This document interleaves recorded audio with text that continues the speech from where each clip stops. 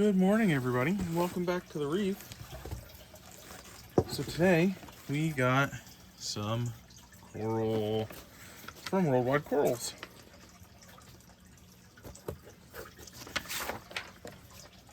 So first and foremost, let me get that ready. We do get some water.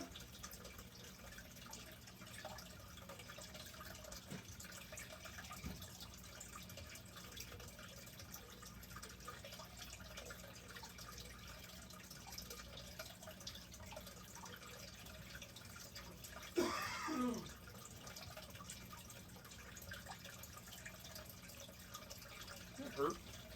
Anyway, so that goes there. We have our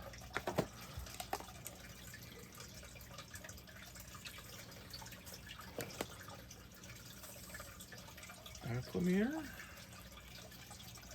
Got him. So I got a bunch of coral here. We'll go over all of the bits and pieces of it as we get it. Okay.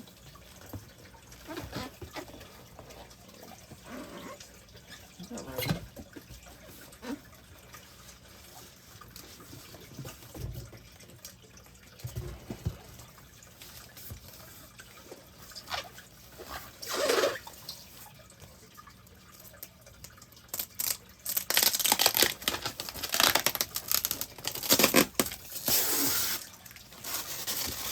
So it came with some flyers for Reef Orlando. I'm not driving to Orlando when there's one an hour away from me. So that's that.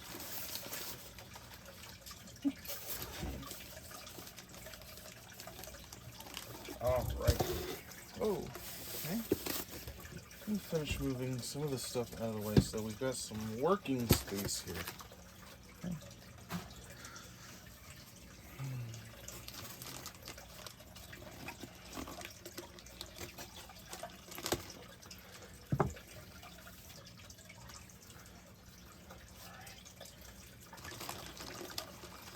What do we have here? Can't really see what he is.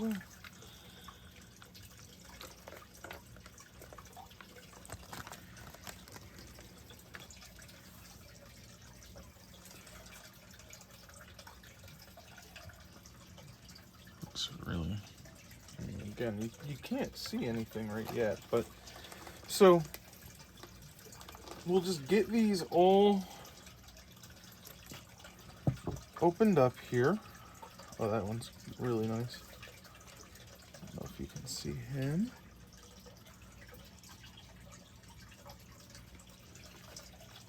Okay.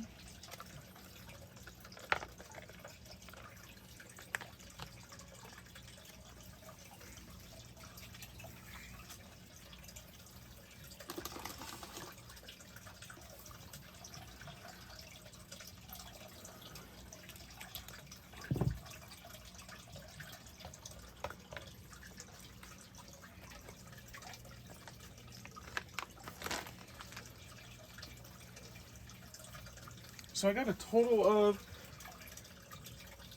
9 coral. So we saw our blackberry bowerbanki,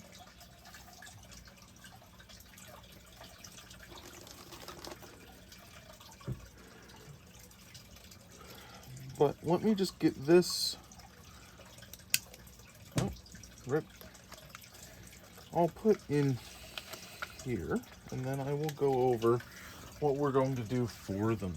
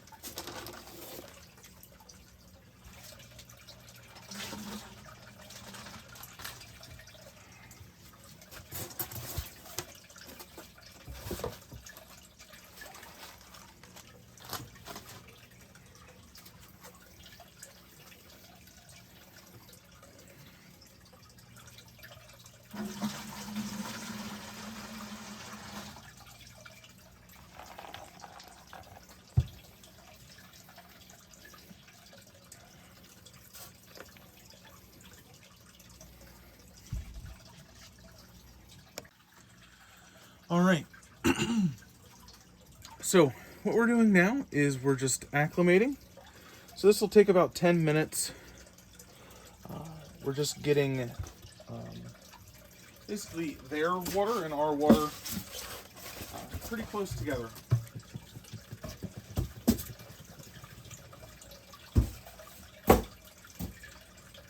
So for instance, their nitrate and phosphate is inherently going to be different from our nitrate phosphate. Their salinity is going to be different from our salinity. And we want to just kind of introduce that slowly so that we're not shocking them. The other thing we're going to do is our Revive Coral Cleaner. Not that I think that they would have anything on them,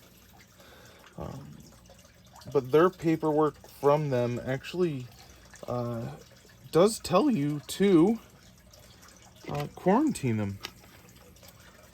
Do I think that they would have any pests or anything?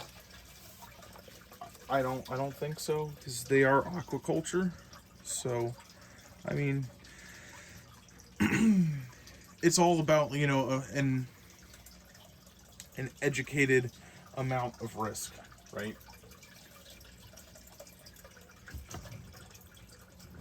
Now I think I have one here. Yeah. So all I'm going to do is I'm just going to use this to blow them around a little bit and get anything off.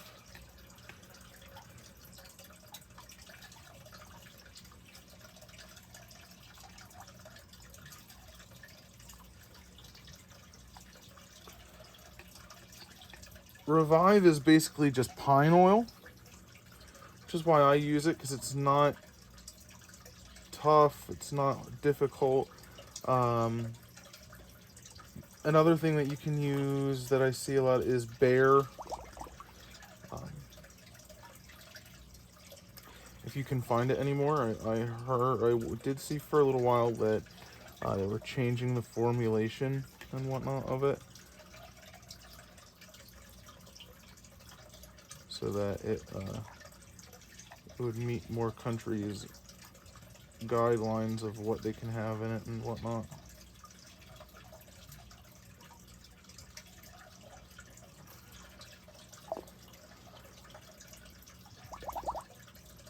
So it says do this for about 10 minutes, so I'm going to do that, and then I will be back. Let me just read off what we've got real quick. We have, and this was all on auctions on eBay.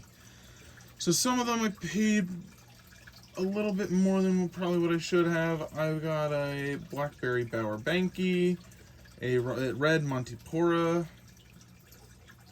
a Jedi Mind Trick Montipora, a Raspberry Pi Bower Banky, Orangeade Aussie Lord, which is the one I really wanted, along with a Frozen Forest Aussie Lord, a Blue Death Palifoas, which was that really marked bag that you saw, which I was quite impressed with that they had it marked like that. A UFO Aussie Lord, and then I just got a Moy Verde Bird's Nest. Like I said, everything was pretty, I think was pretty reasonable for what I got it for.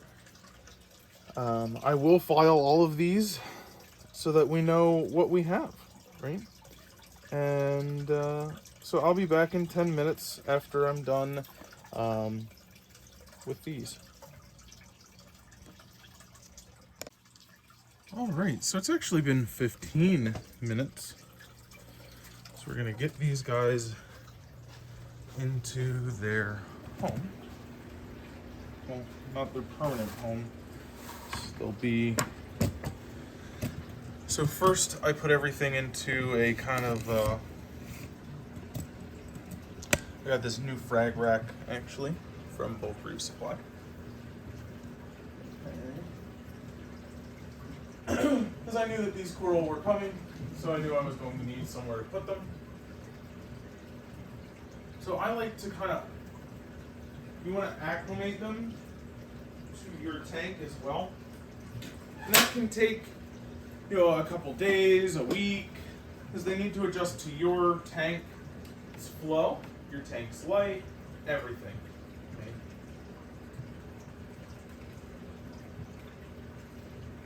So I just have a frag rack to assist us with that.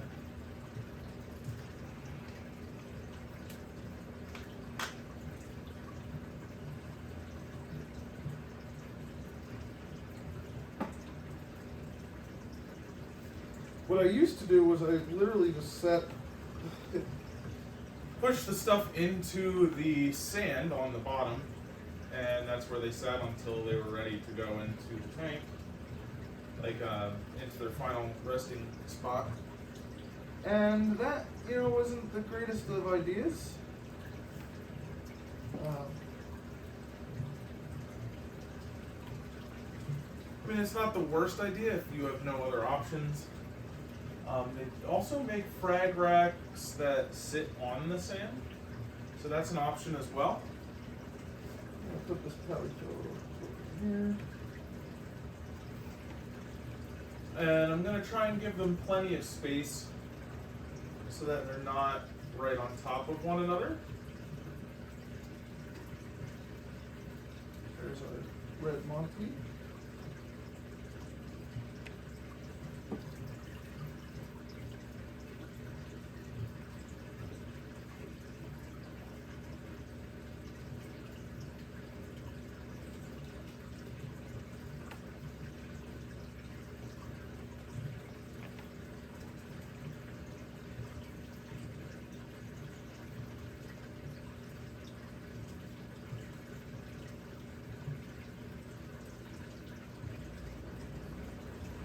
Another Monty.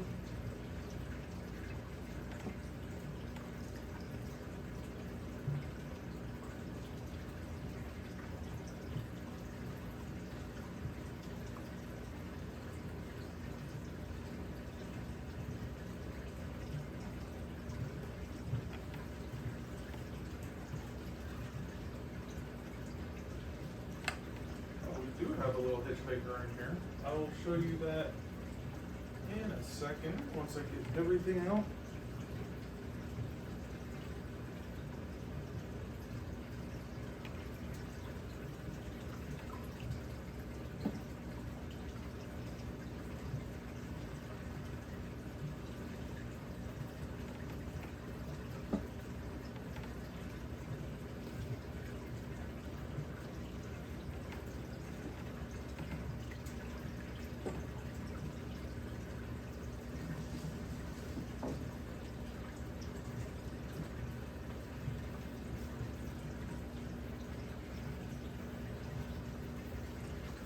So here is our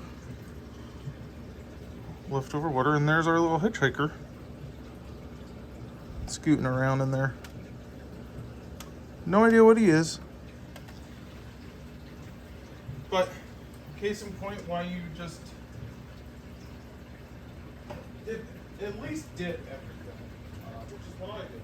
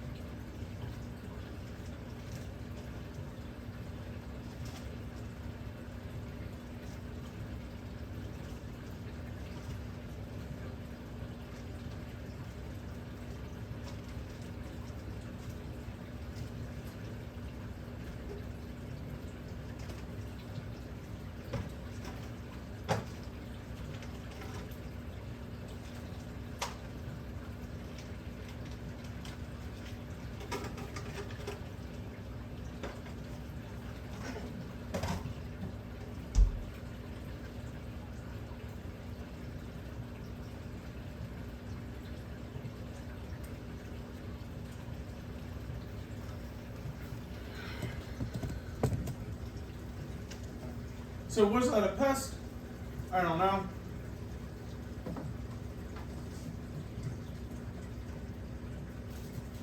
But I'll be the first one to admit that I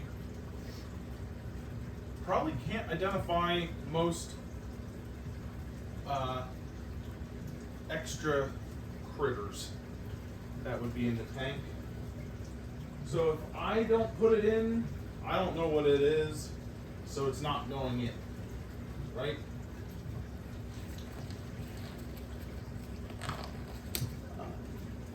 Like I said, I do like the Revive simply because it essentially is just pine oil. So it just irritates things and makes them release their grip on the coral. Rather than being, like a pesticide and physically killing whatever it is.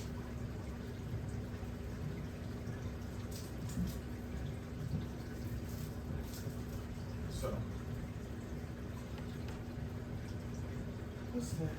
we will get some food for the fish in here. As Riley lets goes. So that's just what she does.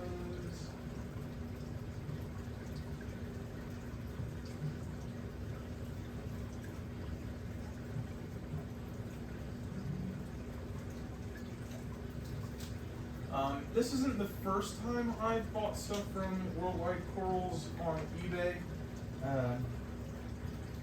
All their stuff starts at like $4.99 usually, and then, you know, obviously it's like an auction, it works its way up from there. I do like auctions a little bit better because it's more,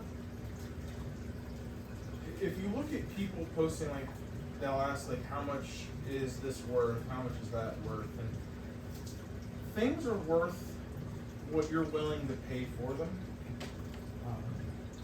For instance, I, as you know, love Euphyllia. So inherently, because that's more appealing to me, they're worth more to me than they would be to someone else. So where someone might be willing to pay, you know, $60 for a frag of, so where some people might be willing to pay, you know, $30 for that torch, I might be willing to pay $30 or $40, like $60 or $70 for that torch. Just because to me, I value it higher because it's visually appealing to me.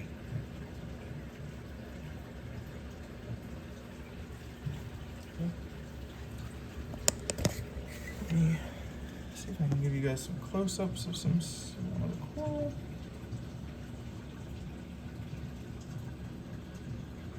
So obviously everything just got in here, so it's going to be upset for a little while. He's already starting to open up. There's another Monty. One of the acans. Bird's nest was open, actually, when I got him out of his bag. Another acan. Another acan. The other Bowerbanky. So I will check on these later today before I go into work again, and see where we're at, because it'll take a little bit for them to open up and be comfortable. So, but like I was saying about eBay, you really have a chance to pay what you value that coral at versus what someone else values that coral at. So if the auction goes up to, you know, $30 for, let's say, that Palithoa, and you don't value it for more than $30, then you don't have to pay more than $30 for it. Okay. Vice versa, if, you know, someone only values that at $20 and you think it's worth $30 to you, then you're going to get it because it's worth more to you. So that's just what I like about auctions. There's a couple other places that do like live auctions and such. Aquariums Wholesale is one of them. They do live like Facebook auctions. And I've gotten some really nice pieces from them as well in those auctions. But so that's all I have for now. I'll do a little update in a little bit about the coral and how they're doing. And I'll see you tomorrow. Don't forget to leave a like and subscribe. Good morning, everybody, and welcome back to the Reef. So here's our little update for us, well, for you. This is about 4 hours after they were introduced into the tank. Here's the Palithoas, the red Monty cap, the first Bowerbanky,